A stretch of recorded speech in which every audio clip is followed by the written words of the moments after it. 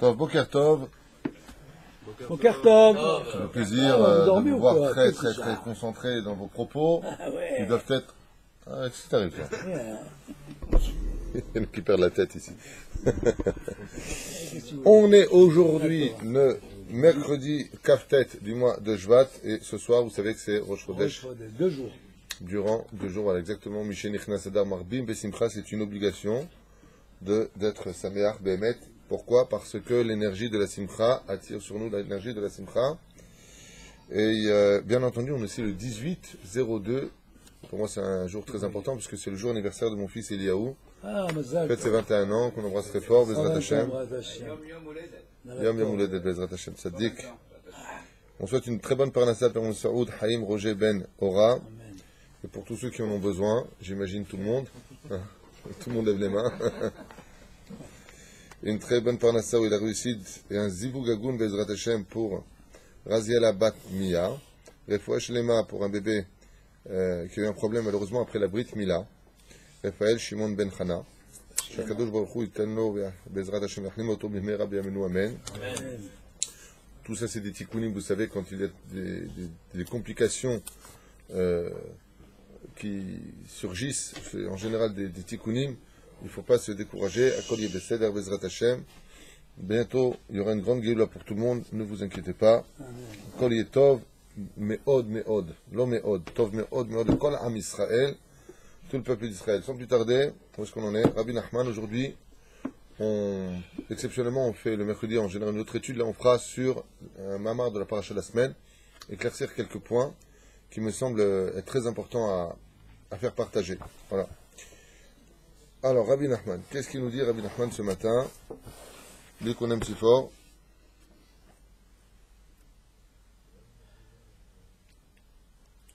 כשבא לאדם הרהורי עבודה זרה והוא מבטל אותה ממחשב את אמונתו, אזי נעשה מהרהורה בחינת טל של ברכה. Quand quelqu'un, malheureusement, il a des pensées impures d'avoda zara, quelconque, et qu'il fait tout pour les rendre pures, il faut savoir que ces pensées deviennent une bénédiction telle que la rosée du matin. וגם על ידי זה המוח שלו נתקיים ואין נתבלבל לעולם. Et Baruch Hashem, il faut savoir aussi que la démarche fortifiera également son esprit qui ne sera jamais confus. Et même si celui qui se surmène parfois dans quelques études profondes, Akadosh Baruch Hu lui enverra des pensées qui l'apaiseront dans son esprit. En d'autres termes, pour se rendre pur, au niveau du corps, on va au mikvé. Pour se rendre pur, au niveau de l'esprit, on va dans la Torah. Chez En Maïm et la Torah, le deuxième enseignement, il dit comme ça, l'idée parnasé aniim, nitzulim, ammon, am, min amagefa, bisrutam. Le fait de donner de la tzedaka, de pourvoir aux besoins des indigents, des gens qui sont pauvres dans ce monde, on est sauvé constamment des pollutions entières de toutes les épidémies dans ce monde. Le Shroudat Tzedaka, il dit ici, sauf des épidémies, sauf des problèmes. Adam le da kamma baruch Hashem chashu la tête, et gam bisrutam mouchin de gadlut, kodmin le mouchin de katnut, également la grandeur de l'esprit prévaudra à son étroitesse, ce qui fait que l'homme arrivera, Bezrat Hashem, à un degré beaucoup plus élevé.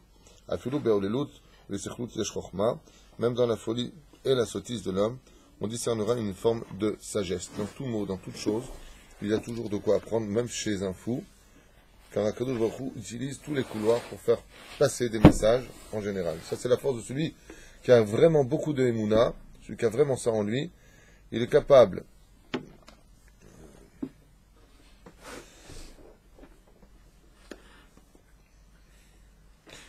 quelqu'un qui bémet, comprend et vit que Akadosh Baruch Hu, il est omniprésent, que dans ce monde tout vient de lui à un degré qu'on ne peut même pas imaginer, que ce micro ici présent a été choisi Mina Shamaim, que la caméra, d'ailleurs qu'on attend, où est-ce qu'il est là, Chef le Koujina, ouais, où est-ce qu'il y a la caméra, mais si elle n'est pas là, c'est Mina Shamaim aussi. Il y a un tikkun, il faut avoir le srout de diffuser la Torah, peut-être quelque chose, un lodim. Faut pas devenir fou non plus, hein. Mais celui qui vit la Torah à très haut niveau, imaginez maintenant qu'il a assis une terrasse de café, il boit un café, il a le téléphone, il attend quelqu'un. À côté, il y a un couple de goy, de juifs, de ce que vous voulez, pas important. Il parle d'une discussion, et lui, il entend cette discussion. Rabbi Nachman, il dit, celui qui bémet, c'est qu'Akadosh Baruch Hu, il est bémet là, Et lui, il entend par exemple, ouais, il a volé, mais enfin bon, tu sais, l'argent, en fin de compte, qui est volé, ça porte pas, ça porte pas chance. Maintenant, ça n'a rien à voir avec lui, il ne connaît pas. Rabbi Nachman, il te dit, il y a un message pour toi. Mais quel rapport? Je ne connais pas. Je ne connais pas. Il dit dans chaque détail de la vie, tu peux apprendre, il y a quelque chose pour toi. Mais pas en devenir fou. Pourquoi j'hésitais à le dire? Parce que c'est Chas Shalom, quelqu'un écoute ce shiur là maintenant, ce qu'on vient de dire un instant. Il écoute. Ah, ce que tu dis c'est pour moi. Ah, il peut devenir fou le mec. Non, cool. La vie, il faut être cool. Moi, j'entends. On est tous conscients que Dieu est présent. J'entends. J'avance. Si j'ai compris, tant mieux. Si j'ai pas compris, il me renverra un message. La vie, je pense que c'est une leçon pour elle-même. Ah ben, c'est très important de retenir ce que l'on vient de dire. De mettre chaque chose. Des fois, tu entends des disputes, tu entends des mots. Ça suffit d'être hypocrite.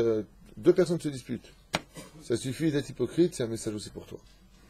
Chose hypocrite en toi, ta façon de faire, cabelle.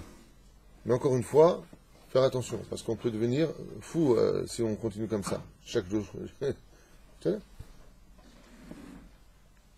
fois, il y a quelqu'un qui m'a raconté qu'il était dans un avion. Je vous donne un exemple qui est sympathique. Il était dans l'avion et les hôtesses, elles se prennent pour des mannequins aujourd'hui. Ça veut dire qu'elles ont des jupes, apparemment ça va pas très bien dans les compagnies d'avion, très très courtes. Et il me racontait qu'il y avait une hôtesse qui avait les jambes de Betty Boop. Et il a commencé à regarder. Et puis bon, il regardait, et puis regardait, puis regardait, et puis re-regardait. À un moment, celui qui a reçu le café, juste à côté de lui, il a dit « Aïe, aïe, aïe, c'est trop chaud ». Il a baissé la tête. Le café qu'ils lui ont donné, il lui a dit à l'hôtesse « C'est trop chaud ». Il a compris que c'était un message pour lui, Minachamem. C'est trop chaud ce que tu es en train de faire. Tu es en train de chauffer ton esprit du mauvais côté. Sam Dougma. J'ai beaucoup aimé cette situation. Quel rapport? Lui, il parle du café. Il s'est un peu brûlé les mains. C'était vraiment très très chaud. Ah ouais, il a compris que...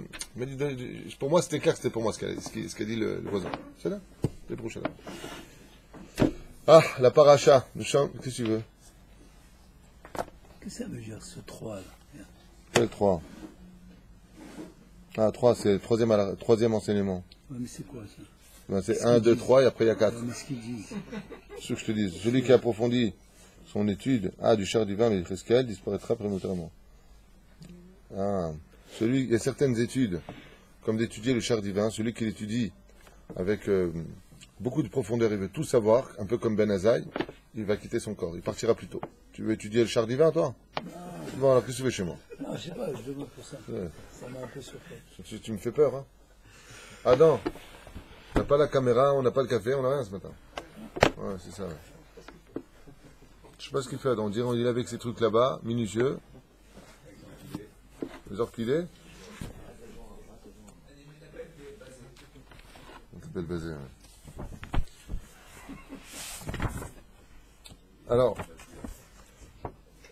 Parashat Hashavua et Parashat Teruma, Shtavonenu Letova Velivracha. On a fait un shiur l'an dernier sur aussi Teruma, enfin, ça fait 30 ans qu'on fait shiurim. Baruch Hashem, un peu moins de 30 ans. Et c'est marqué ici, Daber Hashem el Moshe, les morts, Daber el Bene Israël, Veikru li Teruma. Vous savez tous que le mot Veikru li Teruma, on en a parlé, on en a reparlé, c'est pas sur ça que sera basé le shiur, juste une parenthèse importante, c'est Veitnu li Teruma. Une shon noten. C'est-à-dire, Veikru li veut dire, vous me prendrez, une Teruma. Comment ça vous me prendrez? C'est pas toi qu'on prend. Si, toujours il vient nous faire comprendre que tout ce que nous avons, c'est à lui.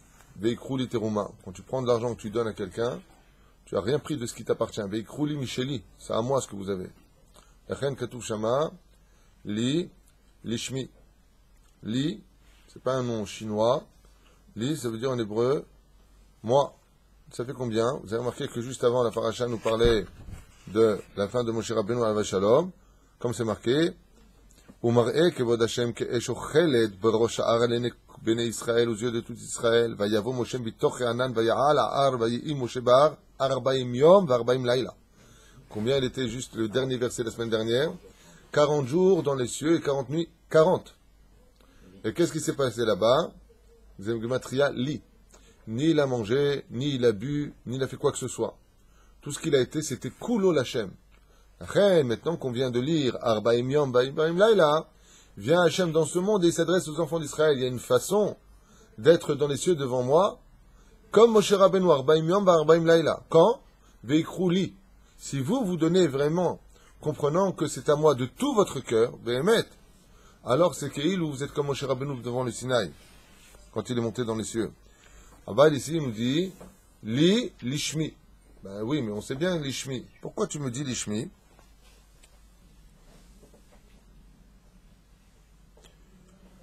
En mon nom. Le Sifter Hachamim, il explique Rashi sur place, comme je viens déjà de vous l'expliquer. Je vais passer à notre explication. Tout le but des mitzvot de la Torah, c'est de réparer ce que nous avons cassé. Qu'est-ce qu'on a cassé? On a cassé, dans la faute originelle, le tétragramme. On a pris le nom de Dieu dans la faute et on l'a cassé en deux. Ce qui fait que le nom d'Hachem n'est pas complet.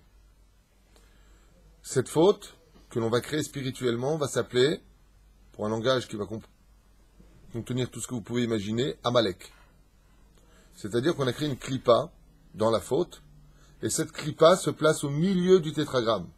Et elle sépare le Yud-Ke du Vav-Ke.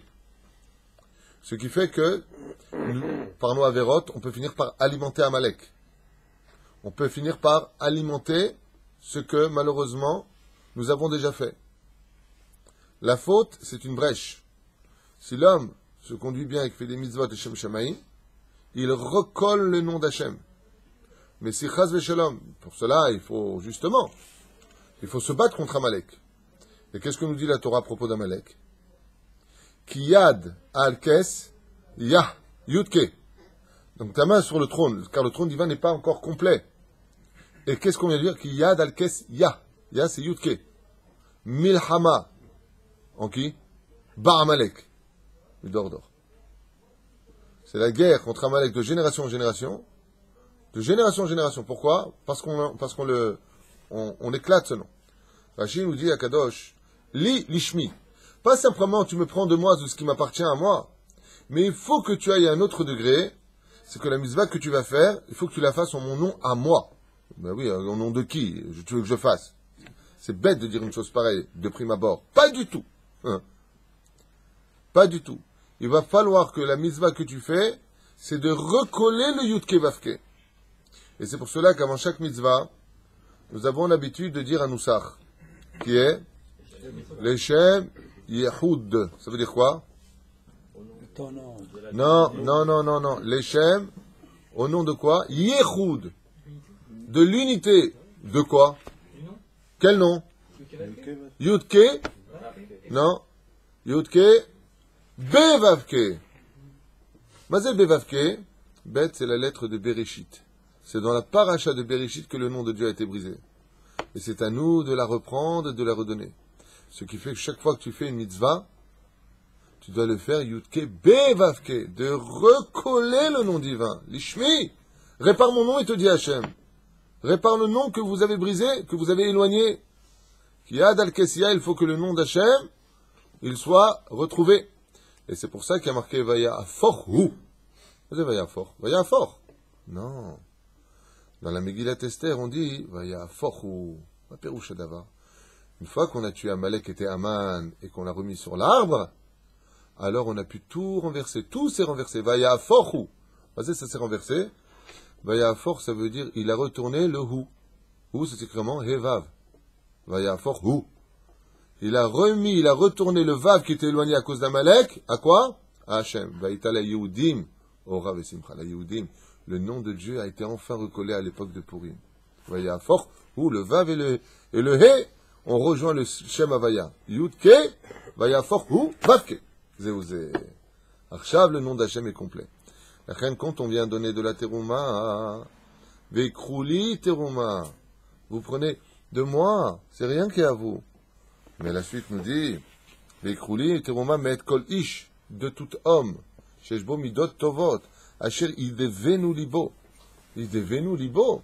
Idevenu levavo. Mazé libo, c'est son cœur. Levavo, c'est le cœur de l'homme, comme on dit dans Kiryat Shema. Ve'afta et Hashem elokecha. Bechol. Les quoi? Levavecha, pas le vavcha.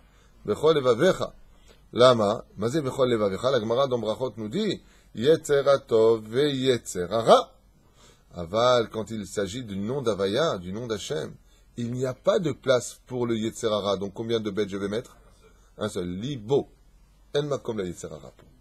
Quand il s'agit d'Akadosh Baruch Hu, si tu veux recoller le nom d'Hachem, en makom les. C'est pour ça que la mitzvah du Emet, c'est mitzvah pour un mort. Quand quelqu'un décède, on fait le Kaddish. Idgadal v'it kadash shemeh rabba. On avait vu selon Ben Ishraï que Idgadal v'it kadash c'est 6 et 5 lettres. Ça fait donc 11, qui correspond à Vavke. Vav, c'est 6, et He, c'est 5. Shemeh, c'est Shin, Mem, Yud, Ke. Contrairement à certains sidorim qui ne marquent pas comme ça, ils se trompent. C'est Yud qu'il faut mettre. Selon Ben Ishraï en tout cas. Yotze Mizeh, Idgadal v'it kadash. Faire grandir le nom par nos actions sur terre, le Vav et le He d'Hachem. Shemeh, Rabba. Quand est-ce que le nom de Rabba veut dire grand? Quand est-ce qu'il sera grand? Quand le Yud et le Ke seront enfin reliés au Vav et au He d'avant. Et ça, quand est-ce qu'on le fait? Quand il y a un iftar. Quel intérêt tu as à faire un kaddish pour un iftar? Aucun. Zélishmi. Tu dois donner la tzedaka, tout comme quelqu'un fait pour un mort. N'attends rien. Rien que pour moi, tu le fais. Répare ce nom. En réalité, je vous mens parce que si la personne savait quand le nom de Dieu sera complet, qu'est-ce qui se passera pour nous? Ouais. Ça ferait très longtemps qu'on aurait refait Shabbat comme il faut, et les fêtes comme il faut, et les tuilines comme il faut, et les shlom bayit comme il faut, et l'éducation de nos enfants comme il faut. Ça halik, hein, même moi j'ai pas ça. Ça égal, hein. Non, bien non. D'abord l'otahmod, je peux pas désirer ton café au lait avec... Hein? C'était sur commande. C'était sur commande. C'était pour 8 heures. Sur 8 heures à la base, top.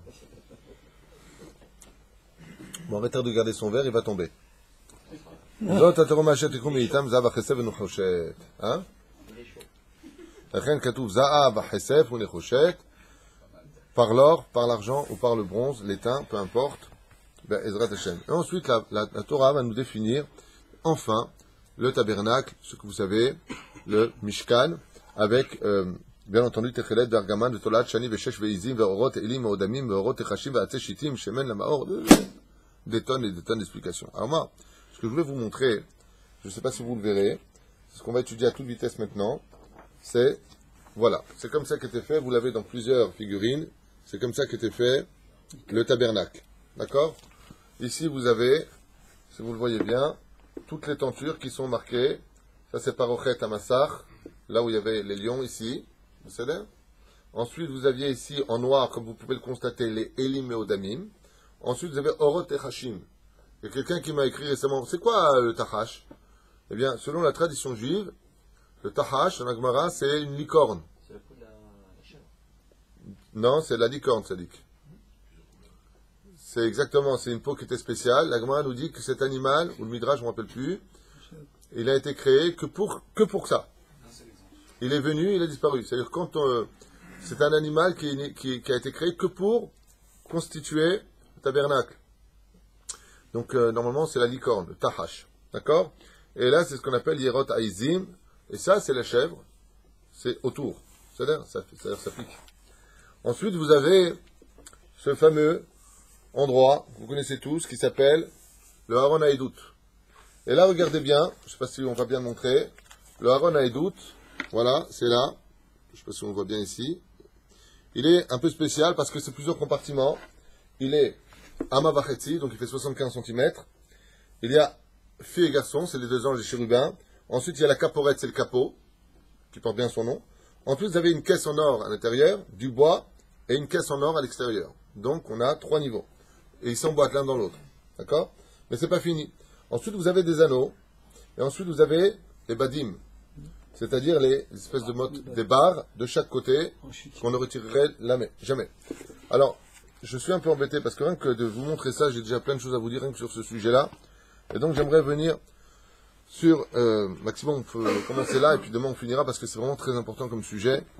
C'est d'expliquer que Akadosh Baruch Hu, d'abord, à Botaï, sachez qu'il a fait quelque chose que aucun homme, aucune grandeur d'esprit n'aurait accepté de faire. C'est de rentrer dans le Tzimtzum.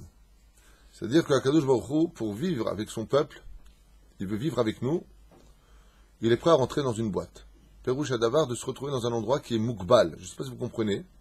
Mukbal veut dire qui est défini.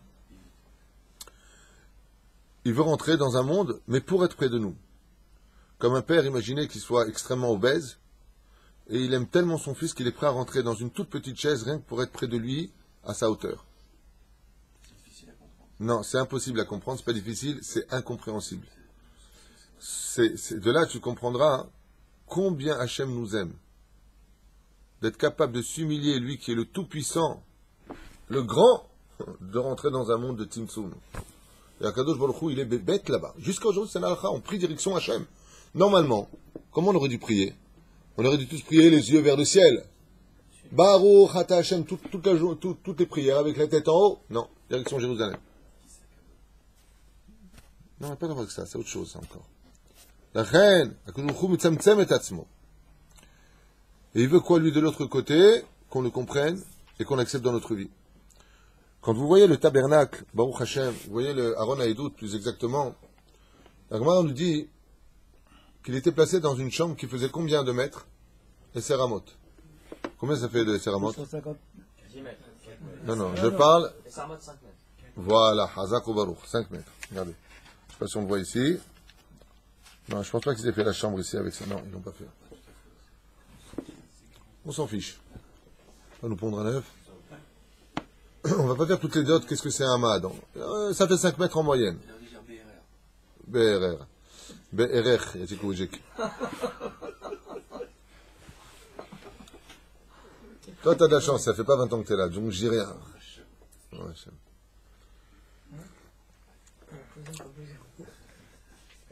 alors, je vous demande un calcul simple, si vous êtes avec moi. Si le Haron, il faisait 75 cm, et que tu le mets dans une pièce qui fait 5 mètres, en partant de chaque côté de la pièce, combien j'ai de chaque côté de la pièce? Je vous explique. Voilà. Je cherche un stylo, il n'y a pas de stylo. Voilà, c'est très bien ça. Imaginez que ça, c'est la pièce. Je vous mets au milieu le Aaron Haïdout, l'arche d'alliance.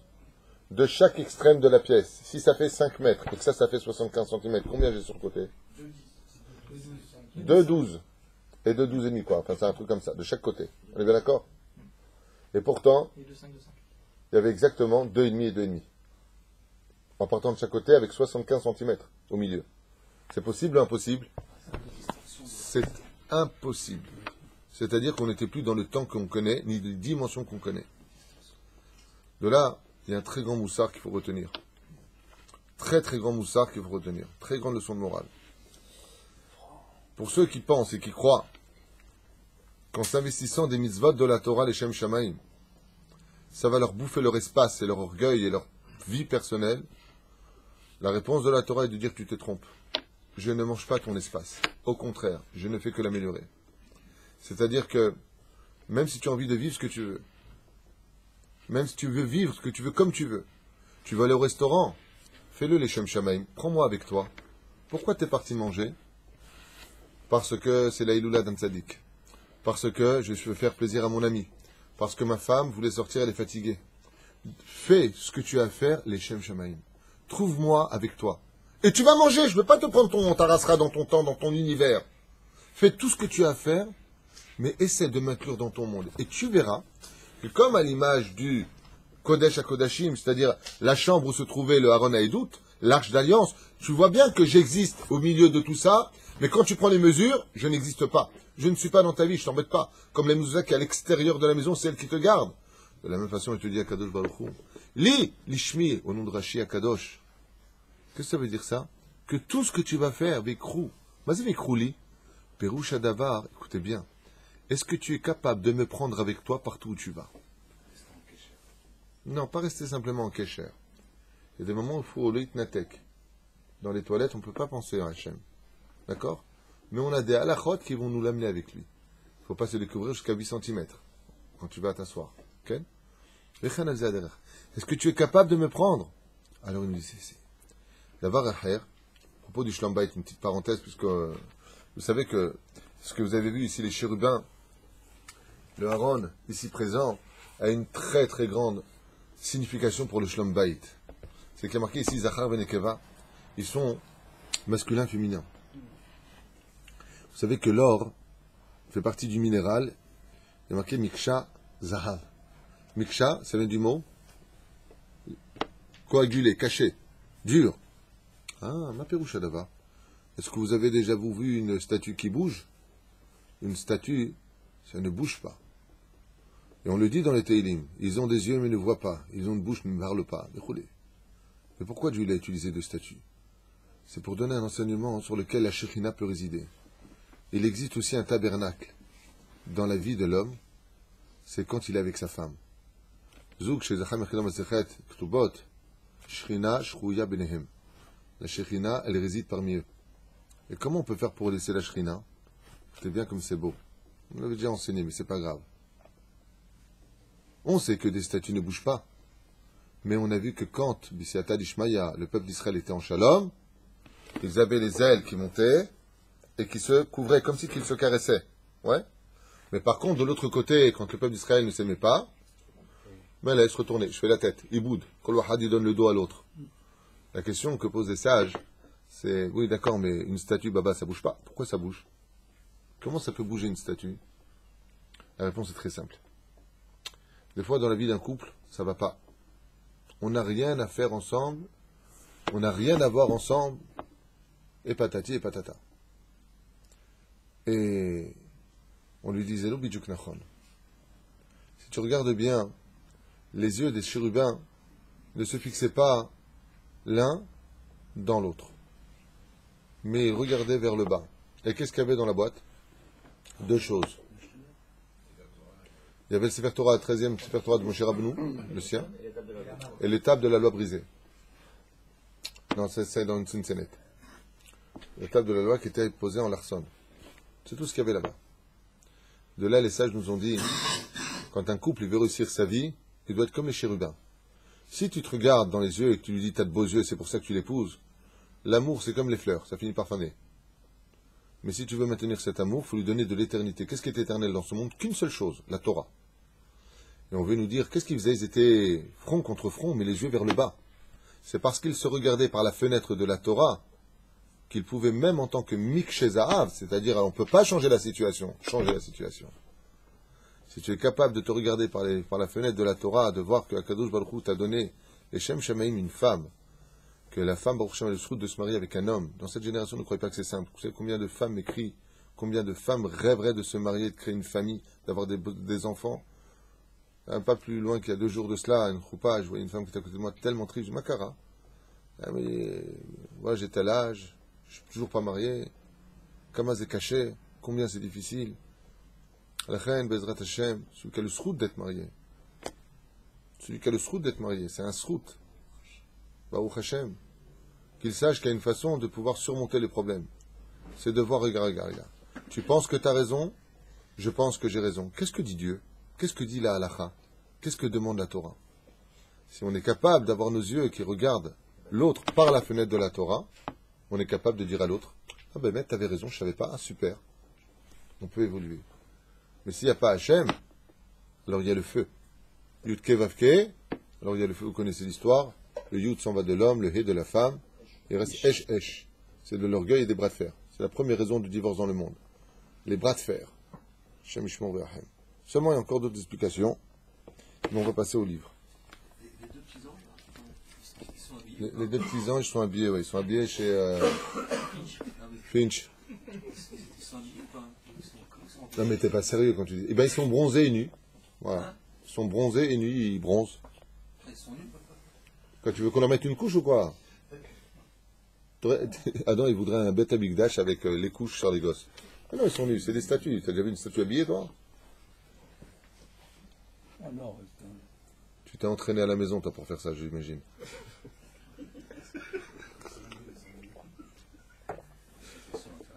Une question intéressante. Il insiste en plus. Ne change pas, Adam. Adam, oui. ne change pas. Est-ce qu'ils étaient habillés, les anges? Est-ce qu'on voit ça? Est-ce qu'on voit Les leur... attributs. Ouais, les attributs. On voit les attributs. Tu parles de quoi? Est-ce qu'on voit leur, Est-ce qu'on voit leur nudité? Leur sexe, tu veux dire, depuis tout à l'heure, là? Les attributs. Non.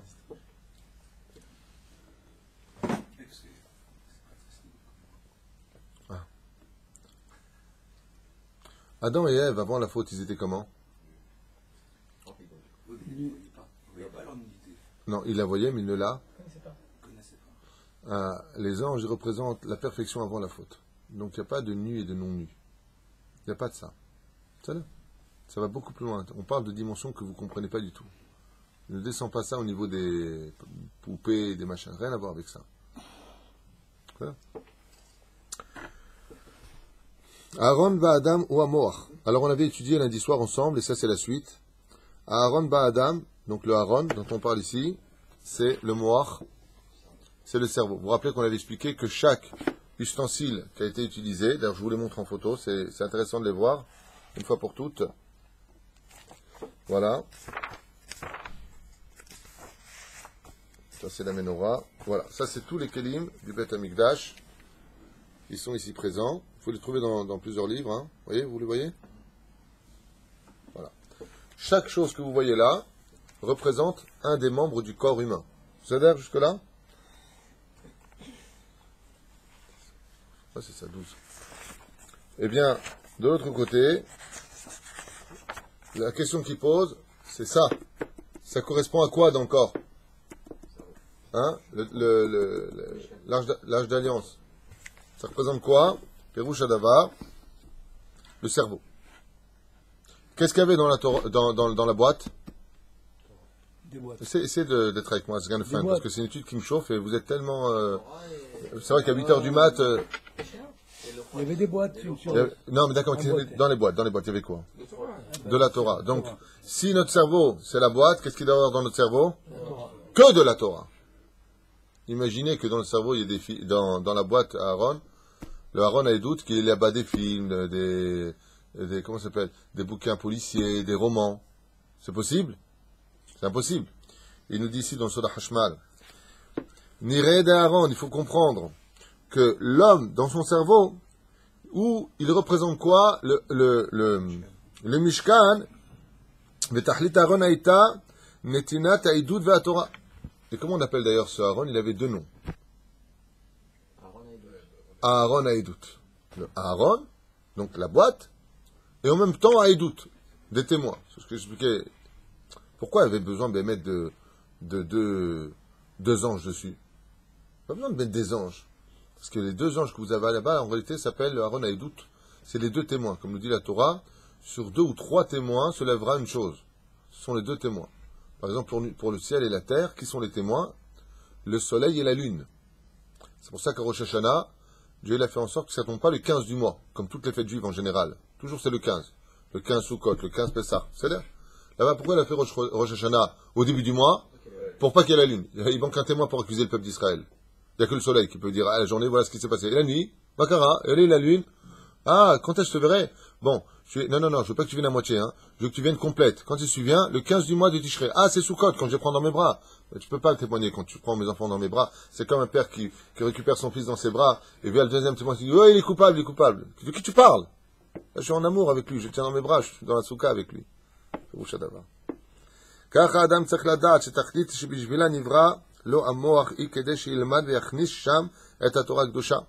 Et c'est pour ça que Akadosh Baruch Hu, il a bien expliqué que dans le corps humain se retrouvait tout le fonctionnement du tabernacle, dans le sens où il faut que l'esprit de l'homme soit rempli que de Torah. Alors pour ceux qui posent à chaque fois la même question, j'adore. Mais je comprends pas, monsieur le rabbin, quoi? Que la Torah sur terre? Oui. Tu vois, c'est clair. Non, tu sais, tu comprendras, les conjonctures actuelles, ta race. Rien du tout. Que la Torah, Habibi. Je vais vous dire une chose, moi qui n'étais pas du tout religieux, mais pas du tout religieux. Je dis pas ça pour m'inventer, hein, je dis ça pour vous conforter dans ce que... Il n'y a que de la Torah. Tout le reste, c'est du perdre du temps. Béhémet, c'est très gentil, c'est mignon, c'est tout ce que tu veux.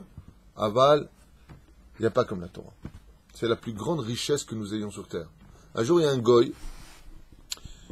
goy qui a étudié énormément, c'était à Rome. Puis il avait comme oncle Adrien.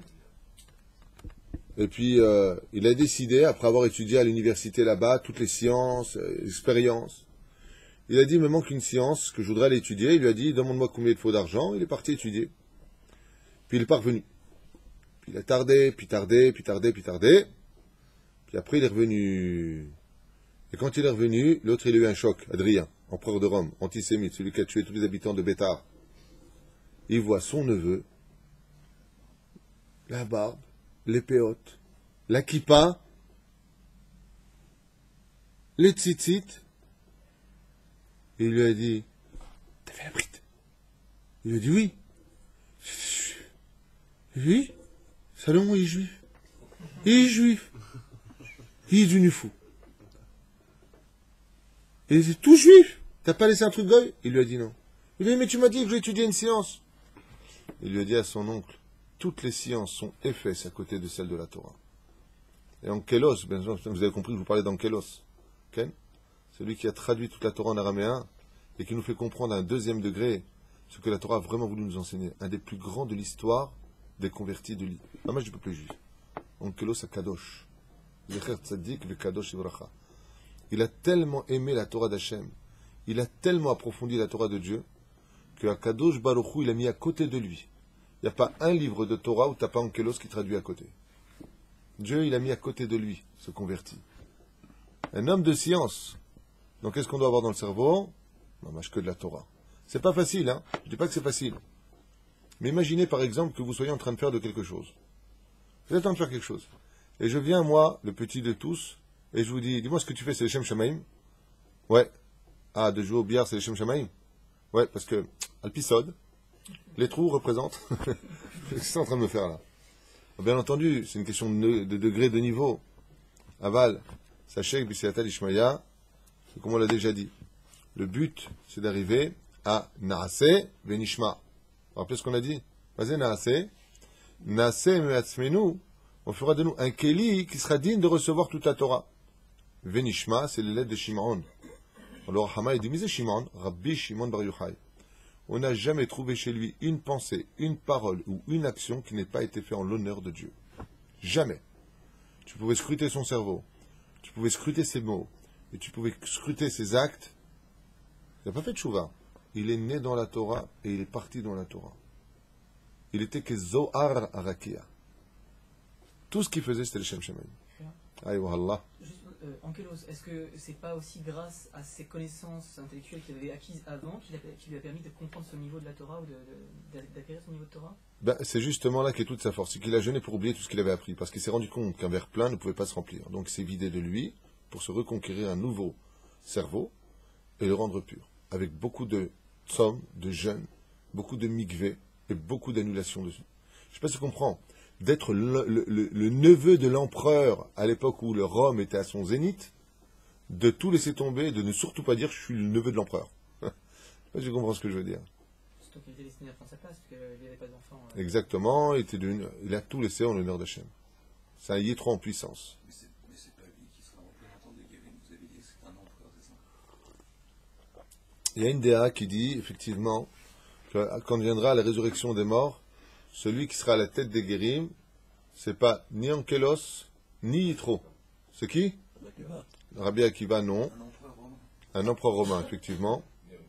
Néron, il était sympathique, Néron. Mais non. Qui? Celui qui va servir le maître de la Torah, Rabbi Yehuda Hanassi. Antonin. Marqué dans Antoninus. Alav Shalom. Antonin à Kadosh. Antonin qui a été capable de s'humilier empereur de Rome, c'est lui qui fournissait tout l'osé pour les yeshivot. Il était mieux que la droite. Ils nous ont coupé les robinets, celui-là il nous donnait des robinets. Antonin le Goy, qui était empereur de Rome, son plus grand souci, c'était de vérifier que les yeshivot de Rabbi Yehuda Hanassi étaient bien pleines, qu'il manquait jamais de rien. Je ne sais pas si vous comprenez ce que je vous dis là. Lui, il se mettait à quatre pattes pour que Rabbi Yehuda Hanassi puisse monter sur son dos pour monter sur son lit. Et pourquoi il faisait ça? Non seulement il aimait énormément son maître. Vous connaissez, je fais une petite parenthèse en l'honneur d'Antonin, cet empereur exceptionnel. C'est que ils avaient fait un deal. Antonin avait fait un deal avec Rabbi Yehuda Hanassi. Et il lui a dit, qu'est-ce qu'il avait fait? Il a fait partir de sa chambre une porte secrète qui rentrait dans un couloir et qui allait pendant des kilomètres jusqu'à la maison de Rabbi Yehuda Hanassi. Seulement voilà, Le deal consistait à ce que Rabbi Yehuda Hanassi ne divulgue jamais à un de ses élèves. Comment ça s'appelle? Que ce passage existait. Et de l'autre côté, Antonin tuait constamment les soldats qui l'accompagnaient. Il ordonnait à l'un à l'autre de se tuer. Et les soldats obéissaient à l'ordre de l'empereur. Un jour, Rabbi Yehuda Hanassi avait un peu tardé son explication avec un de ses élèves, Pachout. Avec un jeune élève comme ça, il expliquait des halachot. Et à ce moment-là, le mur s'ouvre et l'empereur arrive. Ah. Quand Antonin a vu ça, il a baissé la tête, il a regardé Rabbi Yehuda Hanassi, il lui a dit, on avait un contrat. Il lui a dit, oui, on avait un contrat avec les hommes, pas avec les anges. Il dit, mon élève, c'est pas un homme, c'est un ange. Antonin lui dit, s'il tu me charries ou quoi? S'il tu... Bon, alors puisque vous êtes un ange, vous voulez pas dire à mes deux soldats qui viennent me voir, j'ai quelque chose à leur dire? Alors l'élève, il dit, il regarde Rabbi Yehuda Hanassi, il veut que j'aille chercher ses gardiens dehors? Oui, si vous voulez. Vous voulez? Je vais. Posté un comme ça devant lui, il va dehors. Et qu'est-ce qu'il voit par terre? Deux corps, la gorge tranchée comme ça. Alors, Tov, quelques instants plus tard, il rentre dans la pièce avec les deux soldats tués, la gorge tranchée. Et il se présente devant l'empereur. Qu'est-ce qu'on peut faire pour vous? Il y a eu un esgamour. C'est-à-dire que l'élève, il a fait revivre ses morts. Quand il s'est arrivé devant Antonin, Antonin lui a dit, à ce moment-là, l'empereur lui a dit, Zekch, je ne sais pas s'il lui a dit comme ça, hein. Il lui a dit, Zekch, même le plus petit de vos élèves, il est capable de faire triatamétim. Il lui a répondu, Ken. Il lui a dit, alors si c'est comme ça, tu peux le laisser ici. Pour dire qui étaient à l'époque les Tanaïm, quel kedusha ils avaient en eux, quelle grandeur. Nous, quand on étudie, il nous faut la fenêtre, il nous faut le masgan. Dès qu'on a un peu chaud, après 5 minutes, on est comme ça. Bon, eux, ils n'avaient pas de masgan. Ils étudiaient par terre, ils étudiaient dans la chaleur, ils étaient 6 sous un même talit. Ils avaient faim.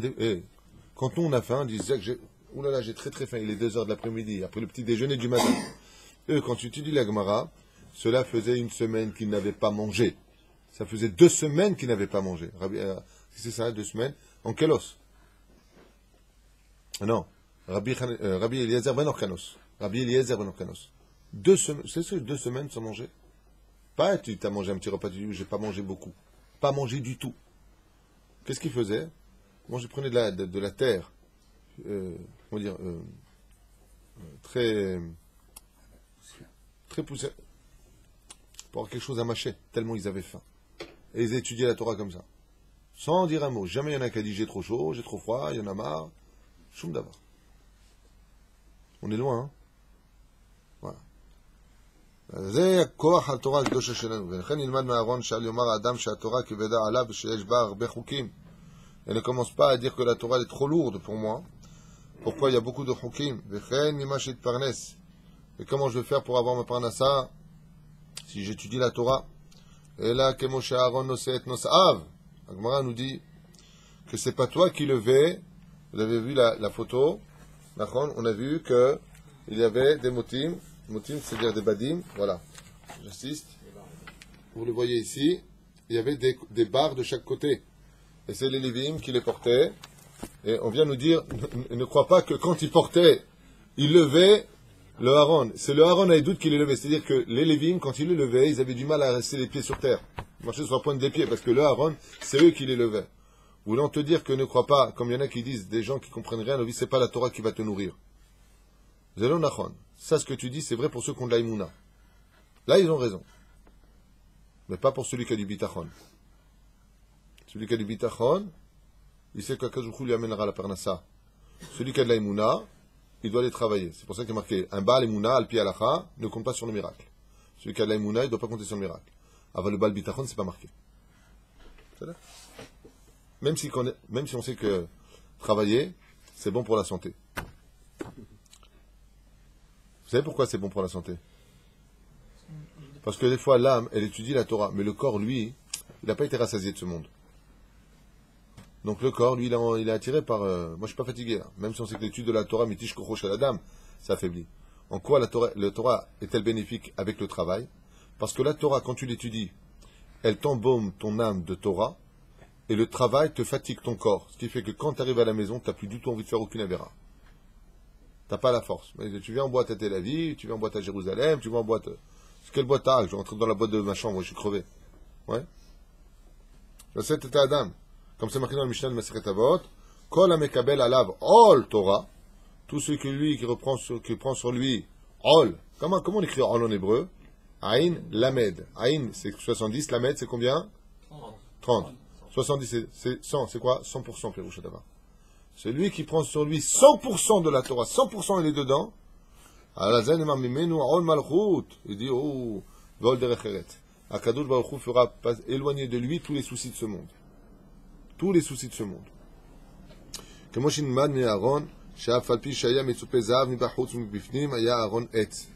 l'a vu hier, même s'il y avait une boîte en or à l'intérieur, une boîte en or à l'extérieur, qui vient enseigner aussi que l'homme doit être Toho Kevaro intérieur comme extérieur, ne sois pas hypocrite dans ce monde, ce que tu es à l'extérieur doit être ce que l'on voit à l'extérieur. Ne joue pas les datis à la synagogue et les Rechaïm à l'extérieur de la synagogue. Ne sois pas un homme qui parle de morale ou qui vient faire des choses et de l'autre côté tu arnaques et tu fends et tu trompes et Haz Shalom et tu dis des mots mal élevés. Des fois, que Dieu leur pardonne. Que Dieu leur pardonne et que le rabbanim fasse une grande teshuva de ne pas les remettre sur le droit chemin. Vous voyez des gens avec des kippotes, avec des titites et ils parlent comme des voyous. Et ils parlent comme des voyous. Je parle des mots mal élevés. Hein. C'est pas possible. C'est pas normal. Il y a un truc qui va pas. Alors quoi? Parce que tu as donné la tzedaka, tu crois que tu as acheté Dieu, tu peux te permettre maintenant que tu as fait une grosse somme d'argent, alors que tu crois que tu peux te permettre d'acheter Dieu maintenant? Faire attention à ça, Rabota. Moi je dis ça par amour, pas par jugement. Je juge personne.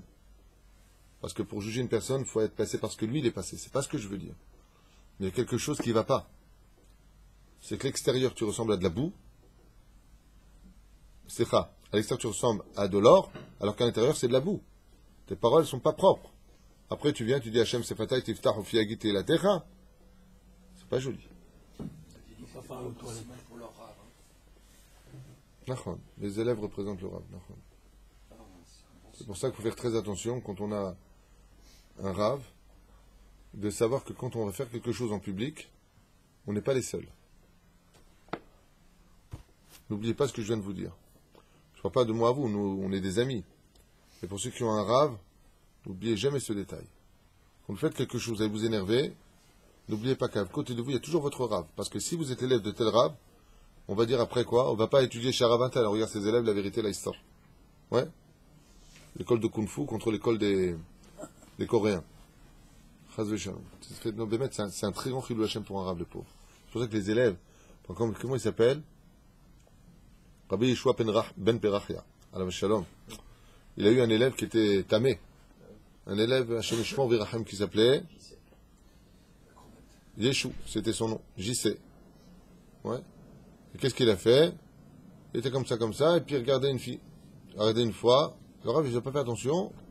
Et puis après, il a dit, bon, bêta, il doit être dans tes pensées pures. Des fois, tu regardes quelqu'un, tu ne fais pas attention. Il lui a dit, waouh, vous avez vu quel beau yeux elle a? Tout de suite, il s'est levé, il est parti. Ne m'associe pas en tant que Rav à ce que tu viens de dire. Pourquoi? Parce que tu salis le nom. Rabbi Yeshua Ben Perachia, qui venait d'Alexandrie. Très attention à cela. Quand quelqu'un il se comporte mal, laissez tomber le Rav.